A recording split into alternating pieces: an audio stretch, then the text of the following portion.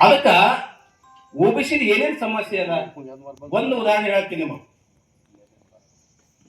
ಉತ್ತರ ಪ್ರದೇಶದಲ್ಲಿ ಕಾರ್ಪೊರೇಟ್ ಹಾಕರ್ ಯಾರು ಹೆಸರು ಕೇಳಿದ್ರೆ ಗೊತ್ತಿಲ್ಲ ನನಗೆ. ಕಾರ್ಪೊರೇಟ್ ಹಾಕರವರು ಮುಖ್ಯಮಂತ್ರಿ ಆಗಿದ್ರು. ಅವ್ರು ಹಡಪದ ಸಮಾಜದವ್ರು. ನನಗನ್ಸದ ಬಹಳ ಜನ ಹಡಪ ಸಮಾಜದವರಿಗೆ ಗೊತ್ತಿಲ್ಲ ಸಮಾಜ ಮುಖ್ಯಮಂತ್ರಿ ಇದ್ದ ಅನ್ನೋದು. ಈ ದೇಶದಲ್ಲಿ ಮೊಟ್ಟ ಮೊದಲ ಒಬ್ಬ ಹಿಂದುಳಿದ ವರ್ಗದ ವ್ಯಕ್ತಿ ಕಾರ್ಪೊರೇಟ್ ಹಾಕರ್ ಅಂತಕ್ಕಂಥವ್ರು ಬಿಹಾರದ ಮುಖ್ಯಮಂತ್ರಿ ಆಗಿದ್ರು. ಮುಖ್ಯಮಂತ್ರಿ ಎಲ್ಲ ಆಗ್ತಾರ, ಆದ್ರೆ ಆತ ಮುಖ್ಯಮಂತ್ರಿ ಮಾಡುವಂತಹ ಮೊದಲನೇ ಕೆಲಸ ಅಂದ್ರೆ ಬಿಹಾರದಲ್ಲಿ ಮೊಟ್ಟ ಮೊದಲು ಇಡೀ ದೇಶದಲ್ಲಿ ಮೊಟ್ಟ ಮೊದಲು ಸರಾಯಿ ಬಂದ್ ಮಾಡ್ತಕ್ಕಂಥವ್ರು ಕಾರ್ಪೊರೇಟ್ ಹಾಕ್ತವ್ರು.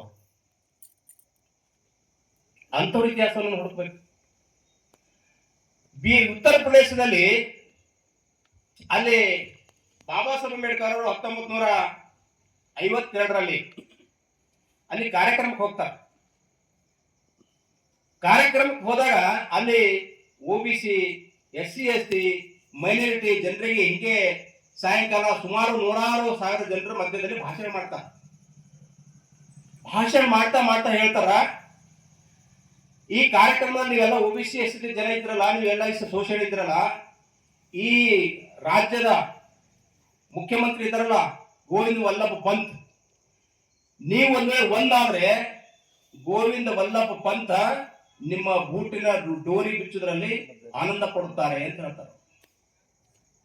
ನೀವು ಒಂದಾದ್ರೆ ಹಂಗ ನಾವು ಈಗ ಬರೇ ನಾನು ಯಾವ್ದೋ ರಾಜಕೀಯ ಪಾರ್ಟಿದಾಗ್ಲಿ ಯಾವುದೇ ಜಾತಿದಲ್ಲಿ ಯಾವ ಮತ್ತೊಂದು ಧರ್ಮದಲ್ಲಿ ಮಾತಾಡಿ ಟೀಕಾ ಮಾಡ್ತಾ ಇಲ್ಲ. ನಾವು ದೇಶದಲ್ಲಿ OBCಗಳು, SC, STಗಳು, ಮೈನಾರಿಟಿದವರೇ ಸಮಸ್ಯೆ ಬಳಲ್ತಾ ಇದ್ದೀವಿ. ಆದ್ರೆ ನಾವು ಒಂದಾಗೋದು ಸಮಯ ಈಗ ಬಂದದೆ. ನಾವು ಜಾತಿ ಮತ ಪಂಥ ಪಂಗಡ ಯಾವುದೇ ಇರಲಿ, ಆದ್ರೆ ನಾವು ಕೂಡ ಈ ಕಾರ್ಯಕ್ರಮ ಮಾಡಿದ ಕೂಡ ಉದ್ದೇಶ ಇದೆ. ನಮ್ಮ ಬಹುಜನರಿಗೆ, ಮೂಲ ನಿವಾಸಿಗಳಿಗೆ, ಬಡವರಿಗೆ, ಶೋಷಿತರಿಗೆ, ಕೂಲಿಕಾರರಿಗೆ, ರೈತರಿಗೆ ಕಾಡುವಂತಹ ಸಮಸ್ಯೆಗಳನ್ನ ಜನರಿಗೆ ತಿಳಿಸಬೇಕು, ಸಂಘಟನೆ ಮಾಡಬೇಕು, ಅವರಿಗೆ ಶೋಷಣೆಯಿಂದ ಮುಕ್ತ ಮಾಡಬೇಕು ಅನ್ನುವಂತ ದೃಷ್ಟಿಯಿಂದ ಈ ಕಾರ್ಯಕ್ರಮವನ್ನು ಮಾಡ್ತಾ ಇದ್ದೀವಿ. ಅಂತ ಬಹಳ ಜನ ರಾಜಕೀಯ ಕಡೆ ಹೋಗ್ತಾರ, ಮತ್ತೊಬ್ರು ಹೋಗ್ತಾರ. ಅದಕ್ಕ ಒಬ್ಬ ಕವಿ ಒಂದು ಮಾತನ್ನ ಹೇಳ್ತಾನೆ.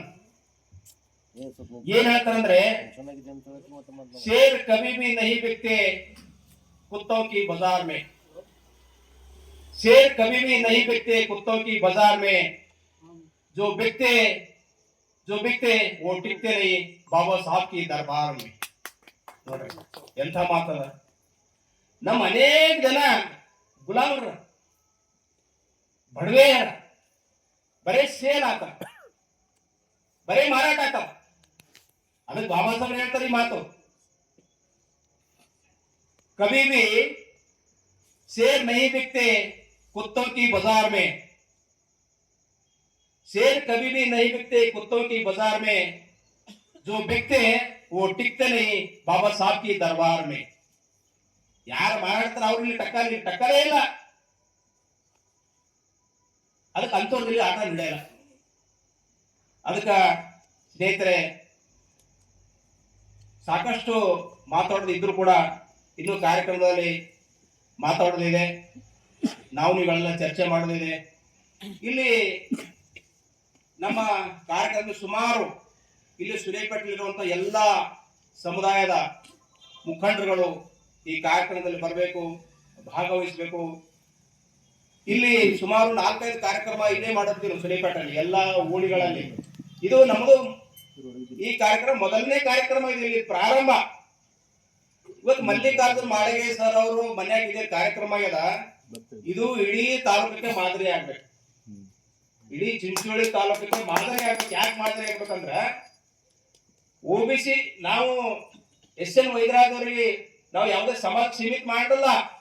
ಸಮಾಜ ವ್ಯಕ್ತಿ ಅಲ್ಲ ಅವರು, ಇಡೀ ಹಿಂದುಳಿದ ವರ್ಗಗಳ ವ್ಯಕ್ತಿ ಯಾರು, ಇಡೀ ಹಿಂದುಳಿದ ವರ್ಗಗಳ ಚೇತನರು, ಮುಖಂಡರು, ನಾಯಕರವರು. ಅದಕ್ಕೆ ಎಲ್ಲ OBCಗಳು ಅವರ ಹೆಸರಿನಡಿಯಲ್ಲಿ ಇವತ್ತು ದೇವರಪ್ಪ ಘಾಳಪ್ಪ ಇದ್ರು, ಅವರ ಜೊತೆ ಇವರು ಇದ್ರು, ಅನೇಕ ಜನ ಈ ರೀತಿ ಚಡು ಕಾಷ್ಟದಲ್ಲಿದ್ದರು, ಅನೇಕ ಜನ ಕೆಲಸ ಮಾಡುವಂತವ್ರ. ಅಂತವ್ರ ಹೆಸರನ್ನ ಒಂದು ಕಡೆ ಕೂಡಿ ಹಾಕಿ ಕಳಿ ಹಾಕಿ ಮುಂದಿನ ಪೀಳಿಗೆಗೆ ಇವ್ರ ಇತಿಹಾಸ ನೋಡ್ರಿ. ನಾವು ಏನಾರ ಓದಿ ಬರ್ದು ಒಂದ್ ಕಡೆ ಪುಸ್ತಕ ಮಾಡಿದ್ರೆ ಮುಂದಿನ ಪೀಳಿಗೆ ಗೊತ್ತಾದ್ರೆ ಓ ನಮ್ಮ ಹಿರಿಯರು ಹಿಂಗಿದ್ರಪ್ಪ, ಇಂತಿಂತ ಕೆಲಸ ಮಾಡಿದ್ರು, ಪಾಪ ಇಂತಿಂತ ಅವ್ರು ಏನಿರ್ಲಿಲ್ಲ. ಈಗ ನಮ್ಗಿನ್ನ ಹೀರೋಂಡ ಗಾಡಿ ಅದ, ಮೊಬೈಲ್ ಅದ, ಅವಾಗಾರ ಏನಿರ್ಲಿಲ್ಲ, ನಡ್ಕೊಂಡು ಹೋಗಕ್ ಪಾಳಿ ಇತ್ತು. ಈ ಮುಕ್ರಂಬ ಶಿವಪ್ಪರ್ ಇದಾರ, ಇಂಥ ಅನೇಕ ಜನ ಕೆಲಸ ಮಾಡಿದಂತರಿದ್ದಾರ ಈ ತಾಲೂಕಿನಲ್ಲಿ. ಹಾಗಾಗಿ ಈ ಚಿಂಚೋಳಿ ತಾಲೂಕಿನಲ್ಲಿ ಕೆಲಸ ಮಾಡಿದಂತ ಹಿಂದುಳಿದ ವರ್ಗದ ನಾಯಕರಿರ್ಬೋದು, ಶೆಡ್ಯೂಲ್ ಕಾಸ್ಟ್ ಅಲ್ಲಿ ಇರ್ಬೋದು, OBC-ಗಳಿರ್ಬೋದು, ಇಂಥ ಅನೇಕ ಜನ ಕೆಲಸ ಮಾಡೋರಿದ್ದಾರ. ಅದಕ್ಕೆ ಮಾಡಿದವರಿದ್ದಾರ, ಇನ್ನು ಮಾಡೋರಿದ್ದಾರ. ಅಂಥವ್ರನ್ನ ಕಲೆ ಹಾಕಿ ಒಂದು ಪುಸ್ತಕ ರೂಪದಲ್ಲಿ ಗ್ರಂಥ ಒಂದು ಹೊರಗೆ ತರಬೇಕು. ನಮ್ಮ ಅಪ್ಪಾಜಿಯವರು ನೇತೃತ್ವದಲ್ಲಿ ಗುರುಗಳು ಸಣ್ಣ ವಯಸ್ಸದವರು ಇದ್ದಾರೆ. ಅವರು ನಮ್ಗೆಲ್ಲ ಆಶೀರ್ವಾದ ಅವ್ರದ್ದು ಇರ್ಲಿ, ನಮ್ಮ ಎಲ್ಲ ಬೆಂಬಲ ಗುರುಗಳ ಜೊತೆ ಇರ್ತದ ಅಂತ ಹೇಳ್ತಾ, ಇವತ್ತು ಈ ಒಂದು ಕಾರ್ಯಕ್ರಮ ಇವತ್ತೀಗ ಪ್ರಾರಂಭ ಆಗಿದೆ. ಇವತ್ತಿನಿಂದ ಈ ಕಾರ್ಯಕ್ರಮ ಆದ್ಮೇಲೆ ಯಾವುದು 26ನೇ ಡಿಸೆಂಬರ್